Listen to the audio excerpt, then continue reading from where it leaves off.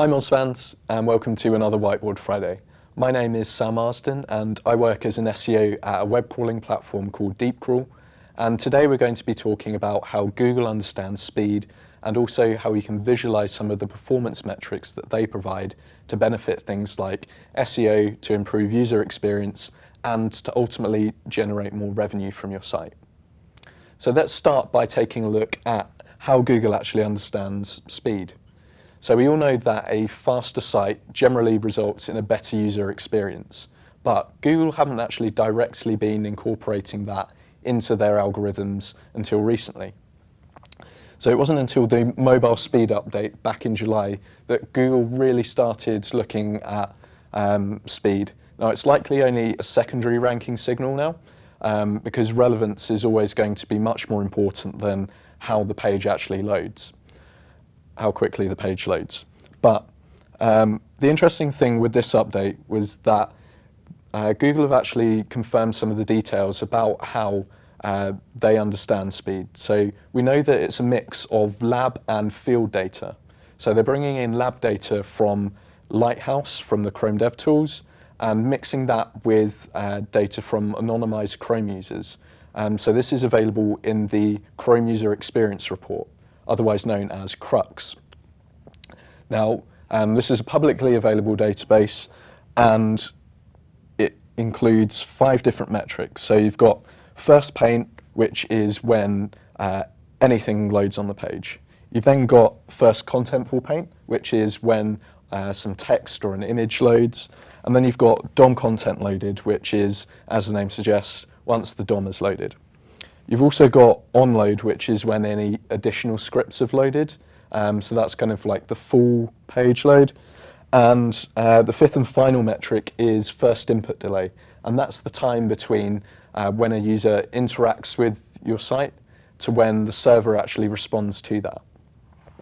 So these are the metrics that make up the CrUX database. And you can actually access this CrUX data in a number of different ways. So the first and easiest way is to go to Page Speed Insights. Now you just plug in whatever page you're interested in, and it's going to return some of the CrUX metrics along with Lighthouse and a bunch of recommendations about how you can actually improve the performance of your site. So that's really useful, but it just kind of provides a snapshot rather than, it's not really good for ongoing monitoring as such. So another way that you can access CrUX data is through the CrUX dashboard. And this provides all of the 5 different metrics from the CrUX database. And what it does is looks at the percentage of page loads, splitting them out into slow, average, and fast loads. And this also trends it from month to month. So you can see how you're tracking, whether you're getting better or worse over time. So that's really good. But the problem with this is you can't actually manipulate the visualization of that data all that much. So to do that and get the most out of the CrUX database, you need to query the raw data. And because it's available, a freely available database, you can query the database by creating a SQL query and then putting this into BigQuery and running it against the CrUX database. You can then export this into Google Sheets, and then that can be pulled into Data Studio. And you can create all of these amazing graphs to visualize how speed is performing, or the performance of your site over time. So it might sound like a bit of a complicated process, but there are a load of great guides out there. So we've got Paul Calvano, who has a number of video tutorials for getting started with this process. There's also Rick Viscomi, who's got a CrUX cookbook. And what this is a number of templated SQL queries where you just need to plug in the domains that you're interested in, and then you can put this straight into BigQuery. Okay, and also if you wanted to automate this process, you could, rather than exporting it into Google Sheets, you could pull this into Google Cloud Storage and also update the SQL query so this pulls in on a monthly basis. So that's where you kind of want to get to with that. So once you've got to this stage and you're able to visualize the data, what should you actually do with it? Well, we've got a few different use cases here. So the first is you can get buy-in from management, from clients, whoever you report into, for various optimization work. So if you can show that you're flagging behind competitors, for example, that might be a good basis for getting some optimization initiatives rolling. So you can also use the revenue impact calculator, which is a really simple kind of Google tool which allows you to put in some various details about your site, and then it shows you how much more money you could be making if your site was X% faster.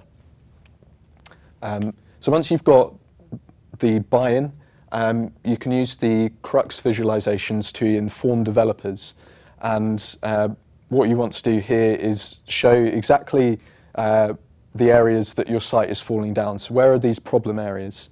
And so it might be, for example, that first contentful paint is suffering, and you can go to developers and say, hey, look, we need to fix this. And if they come back and say, well, our independent tests show that the site is performing fine, you can point to the fact that it's from real users. This is how people are actually experiencing your site. Thirdly and finally, once you've got these optimization initiatives going, you can communicate the impact that they're actually having on performance and also business metrics. So you could trend these various performance metrics from month to month, and then overlay various business metrics. So you might want to look at conversion rates, you might want to look at bounce rates, etc., and showing those side by side so that you can see whether they're improving as the performance of the site is improving as well. So these are a load of different ways that you can visualize the CrUX database, and it's really worthwhile because if you have a faster site, then it's going to result in better user experience. It's going to result in better customer loyalty because if you're providing your users with a great experience, then they're actually more likely to come back to you rather than going to one of your competitors. There's also a growing SEO benefit. So we don't know how Google is going to change their algorithms going forward, but I wouldn't be surprised if speed is coming in more and more as a ranking signal. So yeah, this is how Google understands page speed, some ways that you can visualize the data from the CrUX database, and some of the reasons why you'd want to do that. So I hope that's been helpful. It's been a pleasure doing this, and until the next time, thank you very much.